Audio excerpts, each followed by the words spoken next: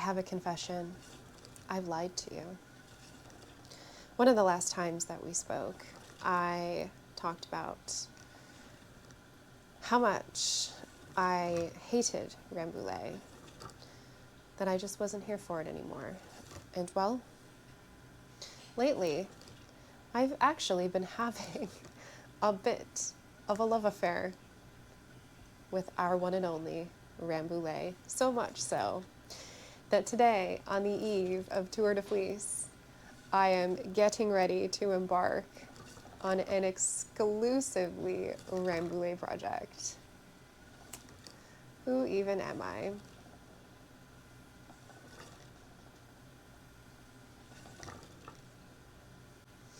Hi, my name is Meg, and you are watching the Between the Skeins podcast here on YouTube. And over the next few weeks, we are going to be spinning together for Tour de Fleece.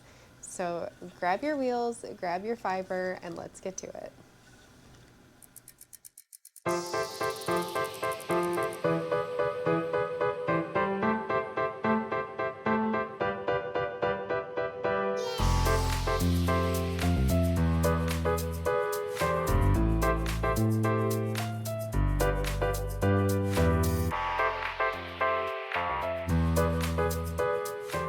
Hello friends, and welcome to Between the Skeins. My name is Meg, and I am so happy that you are here. Today is such a special day, and it's not just because it is the 4th of July. Today is the very first day of Tour de Fleece, and I am so excited to get spinning. Before I embark on my spinning adventures, I wanted to share what my project for this year's Tour de Fleece was going to be, and I also wanted to invite you to join my team over on my Discord server. We have our own dedicated channel where we are chatting along to all of our spinning adventures and crafting adventures if you want to just craft along instead of spin along. And I'm hosting some really fun games, including bingo, for all of us to challenge ourselves for the entire duration of Tour de Fleece. So I really hope to see you over there in the chat. It's already been super busy and so much fun, and I just really love to see everybody's projects. It's very inspiring, and so I do hope to see you over there in the chat. So, Tour de Fleece. What even is Tour de Fleece? Honestly, I'm not even 100% sure, but I will tell you what it is to me. So I was introduced to Tour de Fleece a few years ago by some other friends of mine who are spinners, and essentially it's a global spin along for yarn spinners. You get together with friends, you form a team, and you set goals together, and they can just be anything. It can be as simple as I just want to spin a little bit each day, or maybe you want to embark on an epic challenge like a sheep to shawl challenge. It is really up to you what you want to take on as an adventure. But essentially, for the entire duration of Tour de France, which started today, that's why we start today, we will be spinning along. So as the cyclists are spinning, we will be treadling on our wheels or dropping our spindles, or in my case, using electricity. I have an electric wheel that I have been primarily using. So first and foremost, what are my goals for this year's tour? So I actually spent a little bit of time before this video to outline my goals, and I put together this handy dandy little notebook. Isn't it really pretty? I love these little notebooks by Bruno Visconti. They're just perfect little traveler notebooks, just really pretty. I just love like the detail inside. So I sat down and just wanted to kind of journal out what my goals were going to be, and I'm keeping it really simple. My first goal, like every single year that I've participated, is that I'm going to spin for at least 20 minutes every single day. I think it's just going to be really nice to sit down, maybe with my morning coffee or just my evening wind down, and just do, maybe 15 minutes, but I'm going to aim for 20 minutes just every single day. My second goal, this is where I'm going to challenge myself, push my boundaries, and hopefully learn something new, is that I want to complete my very first chain ply. Technically, I have chain plied before, and I'm going to share what that bobbin looks like. It ain't got a little spoiler there. It's not good. So I have technically done a chain ply before. I did that bobbin because I was practicing. But I should say, I guess I have never successfully done a chain ply spin before. So in my stash, I have been savoring this absolutely gorgeous, stunning braid of 100% American Rambouillet fiber from Little Fiber Co. It is called Patisserie. I ordered this in like a special order when they had some dyed to order available on their shop. And I believe that this might have been like a countdown advent or something at one time. But it is 8 ounces, so it is quite a big braid. It is 8 ounces. And it is an entire gradient. It is absolutely stunning. So it starts with this like really pretty kind of pearlescent, I don't know, purpley color, goes into this really pretty like pinky mauve color. And then we get some darker brown moodiness, some aubergine, and then it goes into a really bright kind of royal purple. So it's very beautiful. The dyer has gone through all this work to create this gradient, and I absolutely want to keep this gradient. So I'm going to spin from one end to the next, and then I want to chain ply it. So that is my goal. So I have technically chain plied before. My first time was when I took a class. I took a class that was local to me, and it was all about plying. It was an amazing class, and we got to practice all these different types of plying. And it was very, very great class. And so one of the techniques that we did practice in that class was chain plying. And I want to say that that was maybe 2 summers ago. So I haven't done it since. I didn't practice. So I just really should have been practicing, putting that class to much better use than I have. But yeah.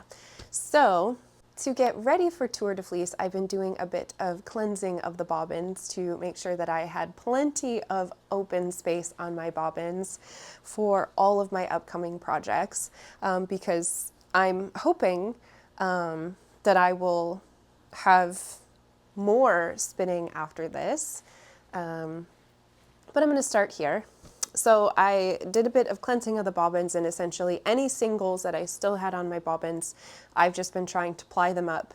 And I had quite a bit of this really pretty plum. This is a BFL silk. I did a sweater spin a little over a year ago, and I ended up with a lot of extra of this, and it was such a beautiful color. I've just been saving it and saving it.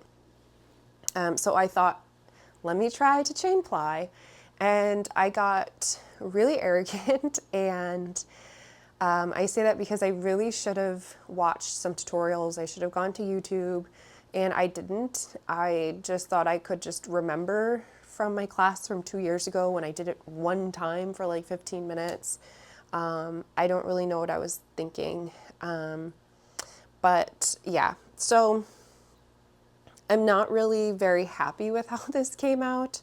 Ultimately, I'll see what it really looks like once I've got this soaked and dried, and I can really see what that twist looks like. But there's just, especially with chain plying, you have to like create that loop where you're pulling the yarn through the loop to create, the 3 plies. So especially where I'm pulling through the loop, where it creates that knot, I got a lot of coils.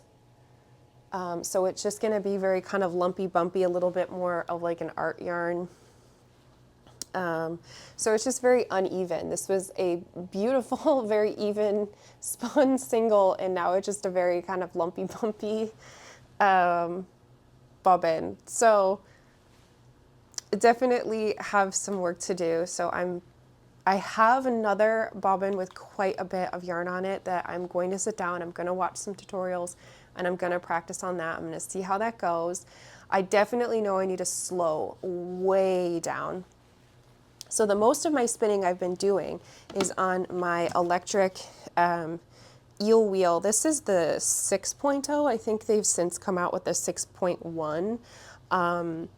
And yeah, so one of the things is that this tends to spin very fast, and I don't plan to ply on this wheel. For one of the main reasons is because the bobbins just won't fit all 8 ounces.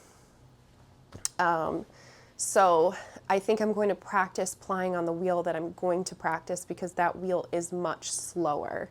So I think that that will help a lot. I think I was just going very fast, and even though I was turning the wheel down, it still was just going and going and going. And whereas I love the steady consistency of the electric wheel, where I don't have to think about my feet treadling in any certain speed or rhythm, it just goes at a very even, steady rate. I kind of want to be able to slow my feet down or stop my feet when I need to, because, you know, if I'm slowing down with pulling that yarn through that loop. So I'm actually thinking that this will be much easier to do on a treadling wheel.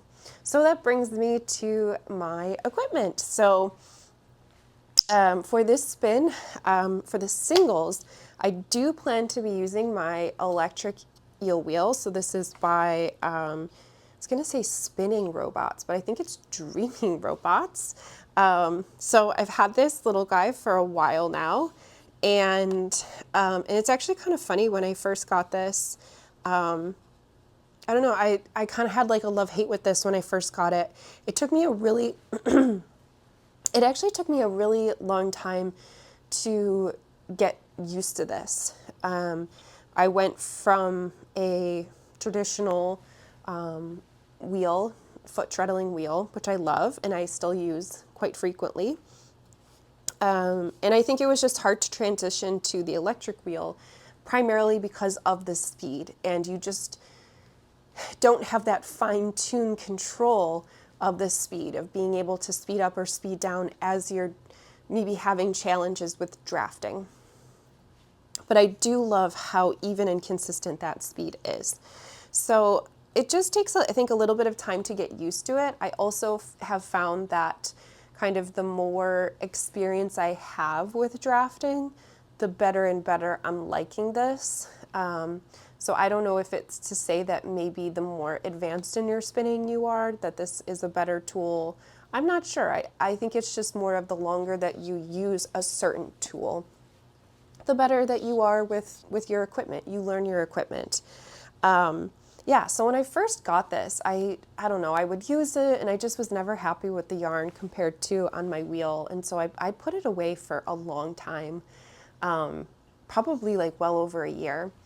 And last summer, it was actually, I think it was right at the tail end of the Tour de Fleece last summer. I took a summer vacation where my husband and I, we rented a lake house in the Finger Lakes. And I was inspired by Tour de Fleece that instead of bringing a knitting project, which I normally do for my vacations, I thought I would bring my wheel. I've never brought a spinning wheel on a vacation before. I brought this to a couple like sit and spins, but I've never traveled with spinning before. But we were taking a road trip, so I thought it would just, you know, okay, I can pack a little suitcase for it. And I chose some really fun fiber from my own shop, some BFL, and I was really excited to bring my spinning for this week at a lake house, because we were just gonna, it was just gonna be a very relaxing trip, tons of downtime, just bumming around in our cabin in the woods by the lake. And yeah, and I kind of think that having that forced time of just me and my wheel, and it's either, get along or don't spin. Yeah, we we've learned how to not only get along, but this has now since become my preferred wheel that I spin on almost exclusively. So probably 85% of my singles are now being spun on this guy, pretty much since last summer. I just really love the speed. I think now, again, just having, more experience with the drafting and whatnot, I'm really craving that speed for my singles. So that is what I plan to spin my singles on. But the bobbins, so these are the bobbins for the eel wheel. The bobbins only fit about 4 ounces of fiber. I think I could probably pack on about 5 ounces, but when the bobbins start to get full and heavy, it really starts to slow things down, and I've noticed the tension starts to get a little funky with this. So when I just really don't like working with a super full bobbin on the eel wheel. So really 4 ounces is the max that I would go on these. So that means that I am going to have to split. When I spin the singles, I am going to have to split it at some point. So spin it and then probably flip it to then spin it the other way. So then that way the bobbins aren't, one's going one way, one's going the other way. Or I can spin them onto different bobbins. And then when I go to ply them, the wheel that I prefer to ply them is my Ashford Kiwi 3, but I have since fitted it with a different maidenhead than it came with. I have put on a jumbo maidenhead. And maybe in some future videos, I'll share that setup with you. And I love that for plying because I love to ply giant skeins. I love actually spinning up the full braid, the full 4 ounces, and then plying that with another full 4-ounce braid so that I can have these really nice jumbo 8-ounce skeins of hand spun. I don't know why, but I just love that. I just love these like jumbo hand spun skeins. I think it's just really nice, especially when you want like long transitions, and especially a lot of the stuff that I want to knit with my hand spun is a lot of like shawls and whatnot. So just having these larger skeins is just very nice. Don't have to, less ends to deal with, that kind of a thing. So that is what I like to use for plying. I don't enjoy spinning singles on that wheel. The breaking on it is kind of, it's so strong. It is too strong. It just, I don't know, it's just not, it's very hard to adjust it with that giant jumbo maidenhead on there. I think because it's meant for like art yarns and whatnot that are a lot more chunky and thick and need that big draw. So it's great for plying because it has a nice strong draw, but I hate to spin singles on it. Even with the regular maidenhead on it, I really struggled with that wheel. I think it's really good for an entry-level beginner's wheel, but I just found it to be really touchy with the settings. But once I converted it to a plying wheel with that jumbo head, oh my gosh, love it. I'm obsessed with it. So I can ply this whole thing, but I won't be able to spin the singles all in one because I just don't want to struggle through using, a different wheel. I want to enjoy the spinning process. So that is going to be my first project. I'll kind of see how quickly I'm going through that, and then I will figure out what I want to do next. I do have 2 more braids from Little Fiber Co. that I think came in the same exact order. I had ordered this, gosh, probably like last fall or so. So they've been in my stash for a little bit. And so I believe that they are also Rambouillet. So I might spin that next just to, continue to kind of stash dive. But I also just dyed up for my shop. I also just dyed up a whole batch of Corriedale. I think I have 7 colors, and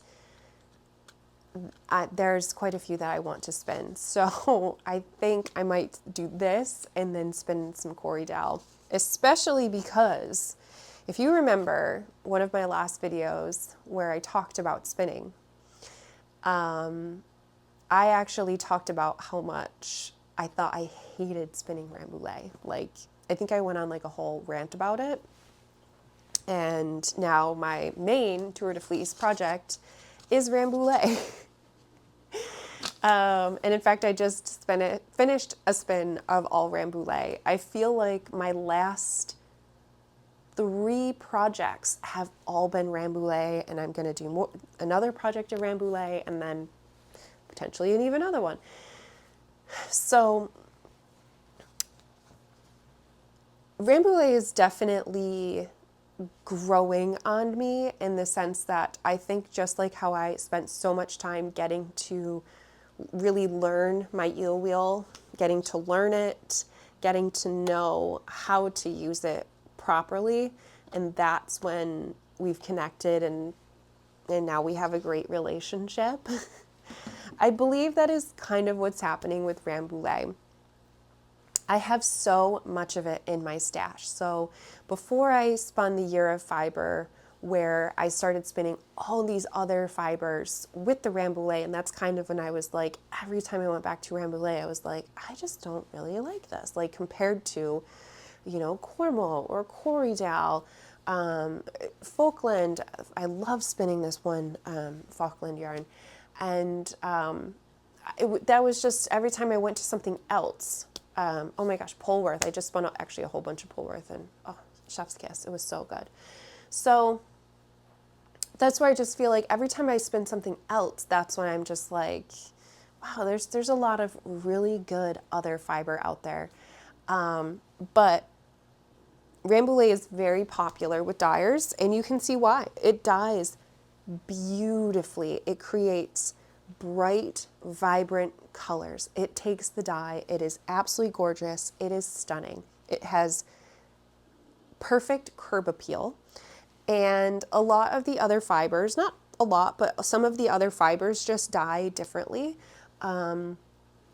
I've noticed, because I've just dyed a whole bunch of Corriedale, that it just takes the dye a little bit different. It definitely just looks a little bit more muted. So you get, while there's a lot of nice brightness to it, it almost has this like inherent pastel to it.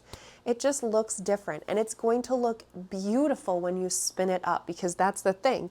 We're taking these colors and we're mixing them and spinning them and applying them and creating something that's completely different. So I think we get like so hung up when we look at this braid, and it's like, this is not even a little bit what the yarn is going to look like not even close. I mean, maybe a little bit because I'm going to chain ply it, but but honestly, no, this is not what the yarn is going to look like. And so even me as a dyer who kind of knows this, I need to remember that it's not about that curb appeal. And it's the same thing with those crazy variegated yarns that we have to have them. And then you get them home and you're like, okay, now what do I do with this? Because they tend to pull, and they actually create a horrible fabric than the kind of more muted, less interesting in the skein, but will create a more blended, more wearable fabric. Okay, so we're getting into a huge tangent here. I don't even know where I was going. So, okay. So back to Rambouillet. So I feel like there's just so much other fiber out there, and a lot of other fiber that I just want to explore and still do want to spin, but I have so much in my stash. And the more and more I'm spinning it, I am learning how to spin this, and that I just have to kind of adapt my practices to the fiber. So I've mentioned before how I love the eel wheel because it's fast. Well, I've learned that Rambouillet doesn't really like to be spun quickly. So one of the little tips and tricks that I've learned is to really slow that wheel way down. I think for me, a big part of it is the Rambouillet tends to be kind of stubborn with drafting. I find it to be rather sticky. So it just takes a little bit more effort or pre-drafting to get it going and flowing. And I think it can just sometimes be even a little hard on the hands if you just start, cranking that wheel up to too high of a speed and you're just rushing. And that's when it's a frustrating experience. But yeah, so I've really been able to kind of really get to know Rambouillet, and kind of really learn how to spin it and spin it well. And I've gotten some amazing yarns, because I will say that Rambouillet as a yarn is absolutely incredible. I love knitting with it. I love the garments that are made with it because it is super soft. It has so much elasticity. It's an incredible fiber. So I do kind of want to continue to get through my stash, simply because I am ready to kind of move on to something new. But yeah, I do feel like I kind of owe it a little bit of an apology because I was a little harsh on it. But there's that. So anyway, I really want to quit talking because I want to start spinning. So I also created a daily tracker. So in my handy dandy little notebook here, I created a daily tracker. So each day I plan to tick off the days that I spin. Hopefully I'll remember each day. I wanted to set a timer in my phone so that I can track how much spinning I do each day. That way, so I was trying to figure out, like, do I track like yardage, and I just thought like just tracking minutes would just be the easiest thing for me. And maybe I'll write down like kind of what I've spun each day too, a little journal of sorts. And yeah, so I'm really excited. So I'll probably be spinning these singles for, I don't know, probably a good 2 weeks or so. Usually it takes me about a week to spin one braid. So since this is 8 ounces, this will probably take me a week or 2 weeks. I mean, obviously I'm going to be spinning every day, which I don't always spin every day. So maybe I'll get through it a little bit faster. I just don't know. And then I have to ply it. I do want to practice more, so I think when I ply it is going to depend a lot on my practicing and when I feel confident and ready, because I am not going to waste this at all. I have thought about too, if I still don't feel confident, I might try to connect with a local spinning expert and see if maybe I can purchase some hands-on technical time. I always say that, that's a great investment, whether it's for knitting, crochet, if you can either take a class, but honestly, I think if you have access to a knitting instructor to just purchase some time and really work on the skills that you need to work on, it's such a great investment in yourself. So I might take my own advice and do that, because this might be something that I want an expert's help with, and maybe we can chain ply it together. So we'll see when we get there. And yeah, I'm ready for 3 weeks of spinning.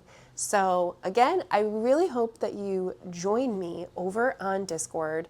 We're going to be checking in every single day. There's bingo, there's prizes. So at the end of every single week, I'm going to be drawing names for everyone who submits the bingo card for that week. And then at the end, there will be one grand prize winner. All of the details on how to participate, how to submit your bingo, all of the things is over on my blog, and all the links are below, and including the link to join my Discord. So I do hope to see you there, and happy spinning.